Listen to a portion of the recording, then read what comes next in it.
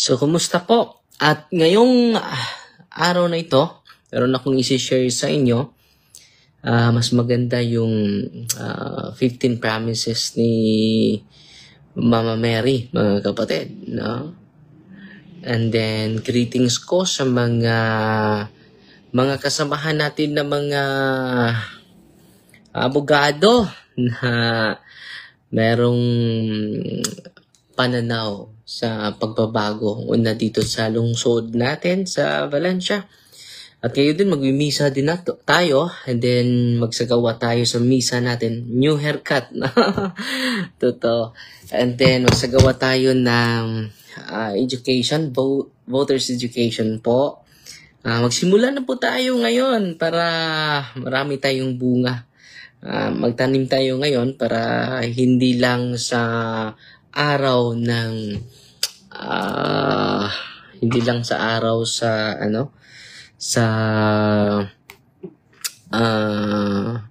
election, kundi magsimula na tayo ngayon. Okay?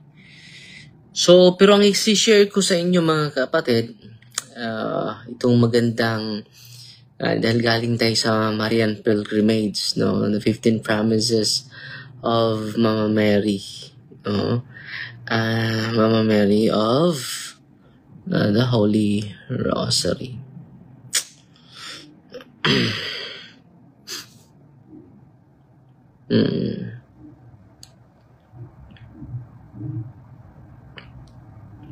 So itong i-share ko sa inyo mga kapatid.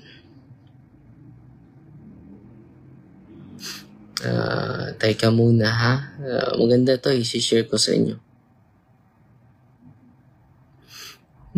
Para ma-inspire naman kayo. Okay?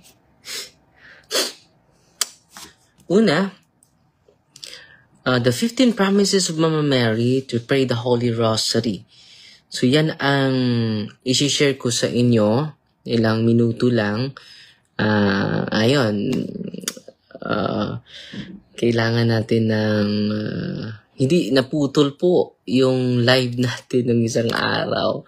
So the 15 promises of Mama Mary of the Holy Rosary. I am contemplating and reading a lot of books in relation to the apparition of Mama Mary. Very inspiring po mga kapatid. At sana araw-araw po tayo magro-rosaryo dahil yan po very powerful talaga.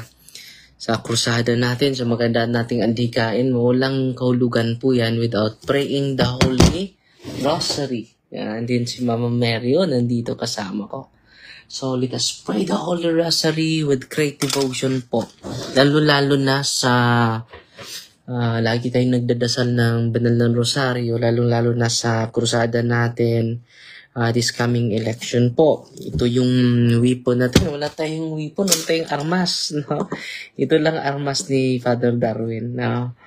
The 15 promises of Mama Mary. No? Ito lang ang armas natin mga kapatid. No? Nandun sa bulsa natin. Ito lang talaga yung armas natin. Wala nang iba. Nandito sa bulsa natin. By transforming the world, ito yung isa sa pinakamabisang armas natin. Hindi baril, hindi din digmaan, kundi ito para maging malakas tayo lagi. Ito lang yung armas natin. So, sa ating krusada, lalo na sa this coming election mga kapatid, let us establish and let us anchor ourselves to the intercession, the powerful intercession of Mama Mary po. Okay? Yan po. And then, dito tayo sa 15 promises ni Mama Mary po. Una, may bisita na ako from Jensen. Una, whoever shall faithfully serve me by recitation of the Holy Rosary shall receive signal graces. So, yan, ang promise ni Mama Mary shall receive signal graces. Ano ba itong signal graces? Una, yung promise ni Mama Mary, increase your faith, hope, and charity. Yan po ang mga signal graces. The deepening of spiritual life and prayer. May oras ka talaga na magdasal.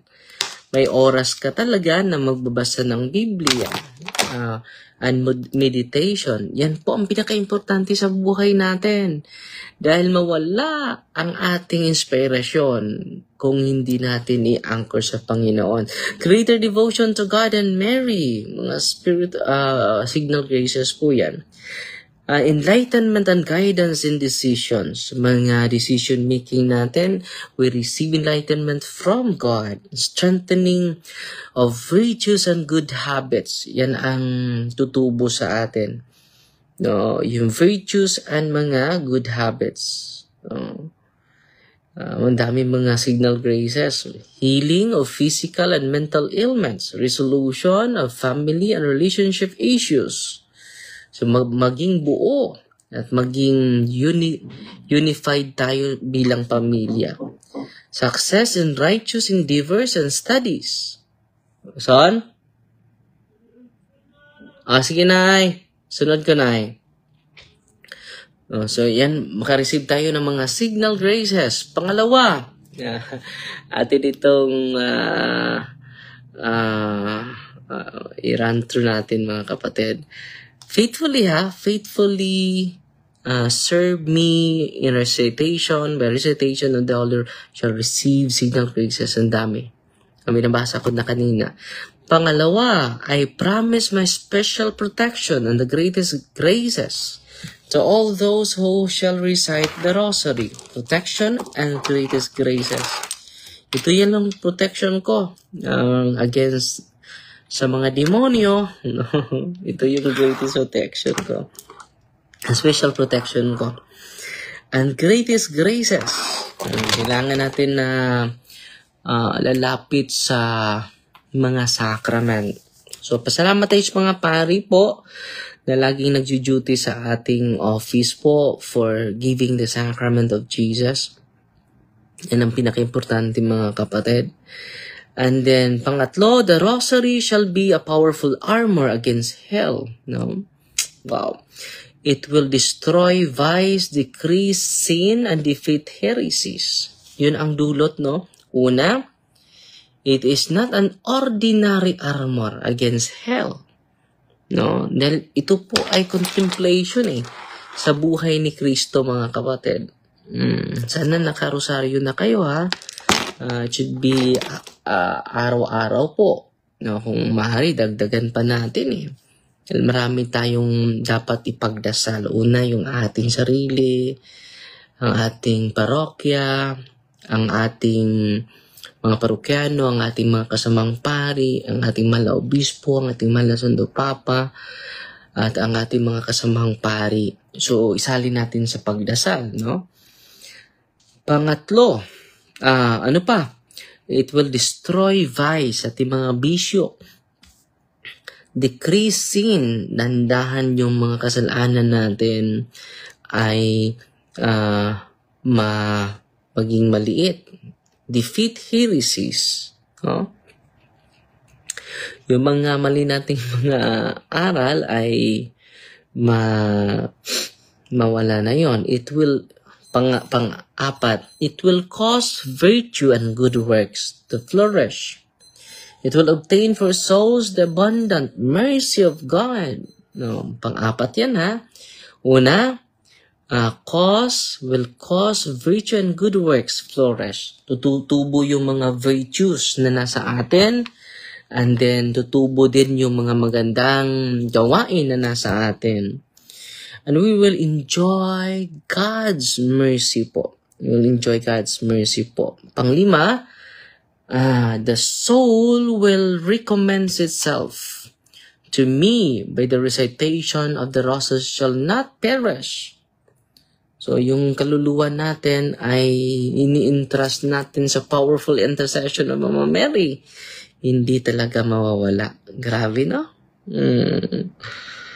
Pang-anim, whosoever shall recite the rosary devoutly, applying herself applying himself to the consideration of its sacred mysteries, shall never be conquered by misfortune. So, kailangan ang pagdadasal natin with great devotion po. Dahil marami namang nagdadasal, sasabihin na, Father, araw-araw naman ako nagdadasal ng rosaryo, Father, bakit hindi pa ako? Hindi, misfortune pa rin yung buhay ko. Take note, devote. Great devotion po, hindi po yung nagdadasal lang ng lip service lang, no? With great devotion, applying himself to consideration of its secret mystery, shall never be conquered by misfortune. Hindi tayo matatalo sa mga hindi tayo mapahamak sa buhay na ito. Okay?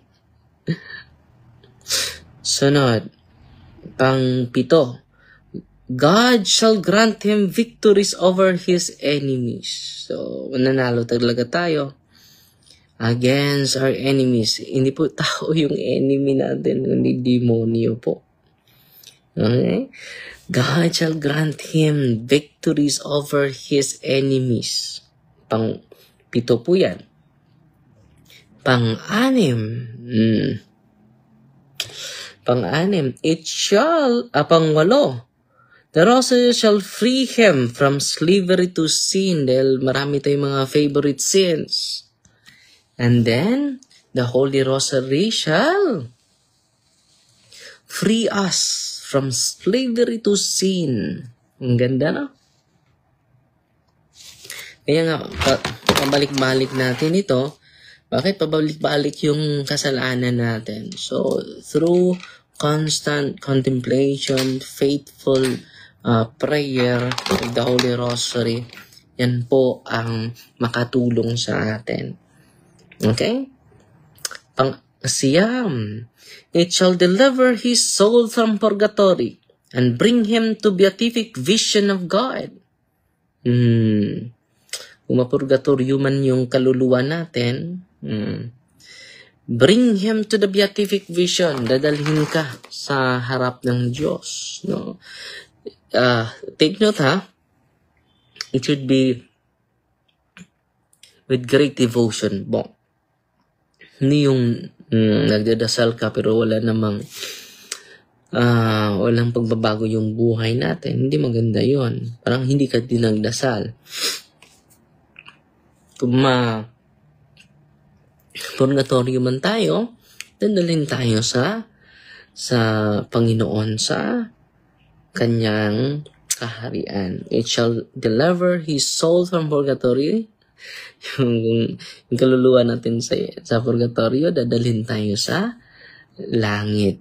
Because we have a great devotion, faithful devotion in recitation of the Holy Rosary. Grabe, no? Ang ganda nito. Pang-10, if he be just, it shall preserve his justice. If he be sinful, it shall cover his sins. Wow. If he be just, it shall be preserved his justice. And then, dahan-dahan talaga na protektahan tayo ni Mama Mary, no? Yan po ang pang-10 na promise. Pang-11, none shall fall into eternal damnation who shall recite the rosary daily. Walang maimpyerno sa mga taong nagdadasal araw-araw. No, eternal damnation. Grabe, no? And it is a contemplation of the life of Jesus, kapatid. Okay. Pang-siyam, I shall assist him at death with all the graces necessary for salvation. Grabe, no? Yun, hindi yun mamatay without the sacrament. Yan ang promise ni Mama Mary. So, lahat tayo, pati ako, I should pray the Holy Rosary every day po. Before starting our day, pray the Holy Rosary po. Kinakailangan po natin yan. Kung wala, wala tayo ng powerful intercessor ni Mama Mary. Pang 13, I shall deliver his soul from the pains of purgatory.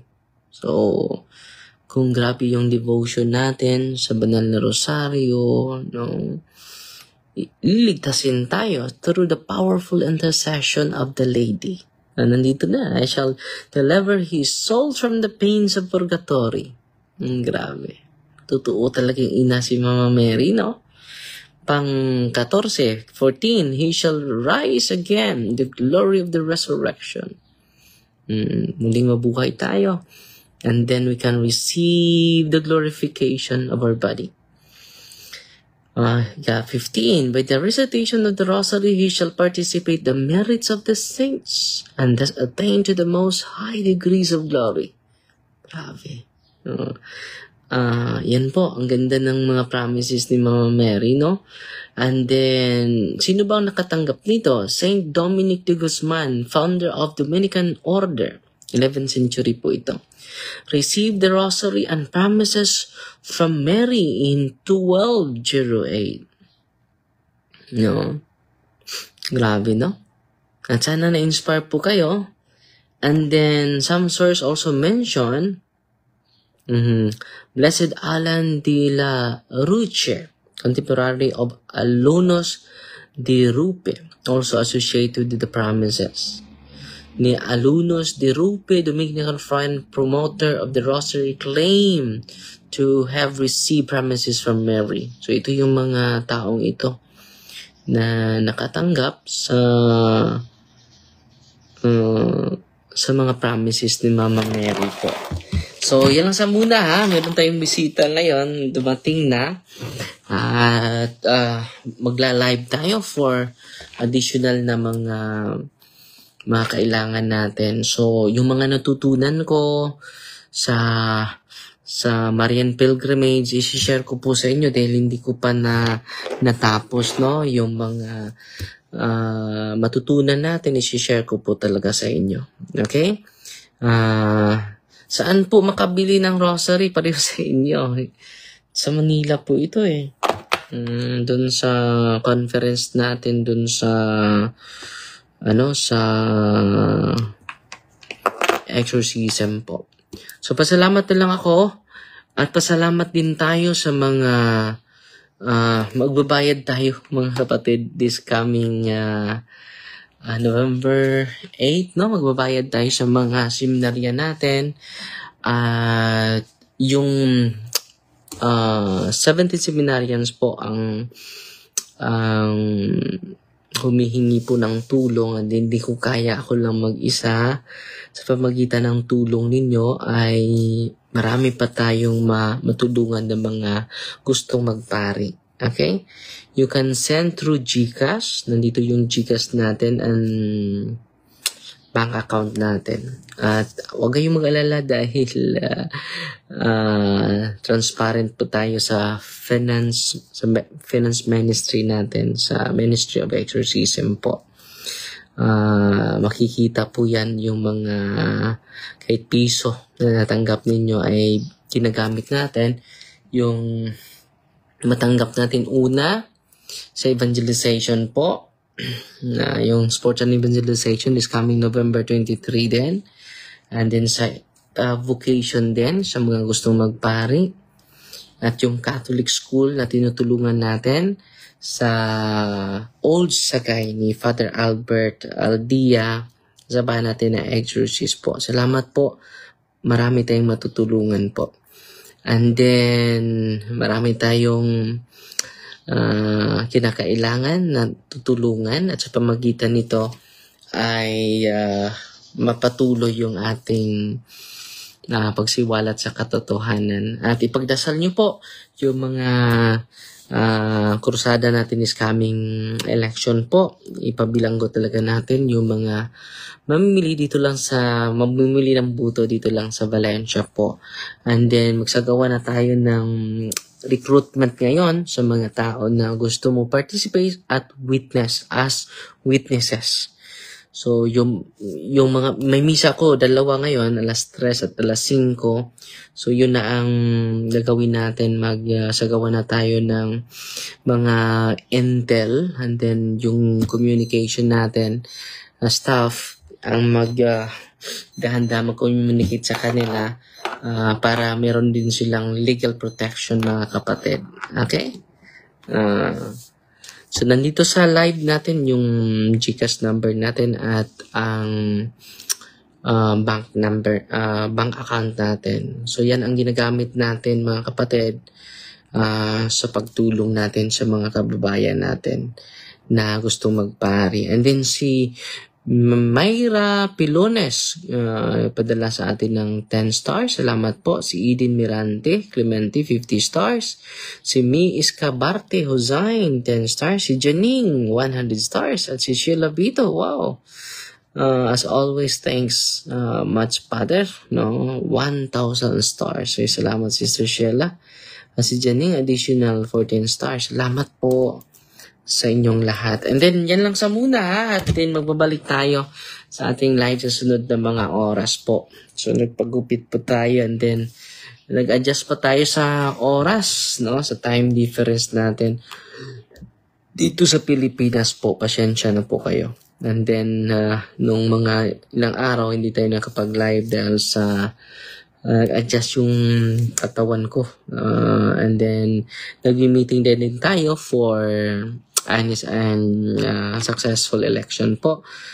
Ang hinihiling natin yung honest and clean election, peaceful election po this coming May. And then yan po ang dasal ko sa mahal na Birhen. At yan ang hihingi natin lagi. At sana isi-share nyo po yon yung 15 promises of Mama Mary po. Okay? Fight Team Maria to tax FD with a humble heart po. God bless.